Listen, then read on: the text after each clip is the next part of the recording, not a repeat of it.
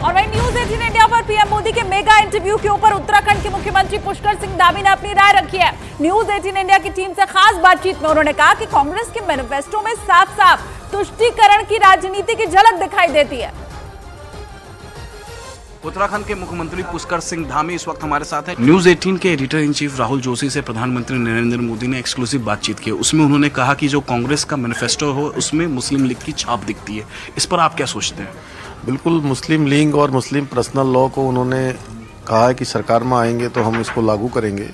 आज देश समान नागरिक संहिता की बात कर रहा है। हम संकल्प ले रहे हैं। उत्तराखंड में देवभूमि में समान नागरिक संहिता का विधेयक बन गया है। पूरे देश के अंदर इसको भारतीय जनता पार्टी के संकल्प पत्र में देश के अंदर लागू करने की बात संकल्प लिया गया है। और ये अभी भी तुष्टीकरण की बात कर रहे हैं, केवल वोट बैंक की राजनीति कर रहे हैं और एक वर्ग विशेष को खुश करने की बात कर रहे हैं, जो पहले से करते आए हैं। और जो गरीबों का, पिछड़ों का, अनुसूचित और जनजाति के लोगों का आरक्षण है, वो आरक्षण भी धार्मिक आधार पर एक वर्ग विशेष को देने की पैरवी कर रहे हैं। तो ये निश्चित रूप से तुष्टीकरण है और इन्होंने हमेशा वही तुष्टीकरण किया है। इसलिए देश की जनता भली भांति समझ रही है कि देश के अंदर एक समान कानून लाने वाले मोदी जी हैं, देश में राम मंदिर बनाने वाले मोदी जी हैं, देश के अंदर धारा 370 समाप्त करने वाले मोदी जी हैं, सीएए का कानून लागू करने वाले मोदी जी, और देश के अंदर यूसीसी भी मोदी जी लाएंगे।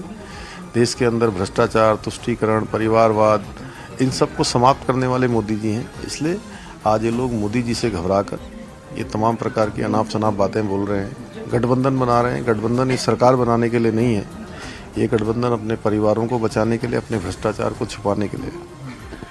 प्रधानमंत्री नरेंद्र मोदी ने राहुल जोशी से बातचीत करते हुए ये भी अर्बन नक्सल की बात कही है और उन्होंने कहा है कि जिस तरीके से मैनिफेस्टो देखे कांग्रेस का, तो उसमें अर्बन नक्सल दर्शाता है, क्योंकि जिस तरीके से वो लोगों का एक्सरे कराएंगे, सोने चांदी की बात की है।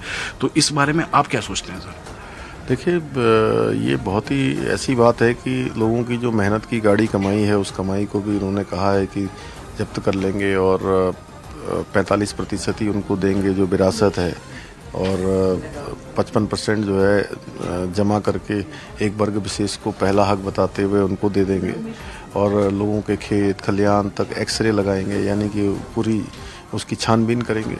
तो उस आधार पर कहीं ना कहीं लोगों के मेहनत पर, लोगों की जो विरासत है, उस पर डांका डालने का प्रयास है। और ये उनकी सोच दिखाती है कि ये देश की जनता को क्या देना चाहते हैं भविष्य में।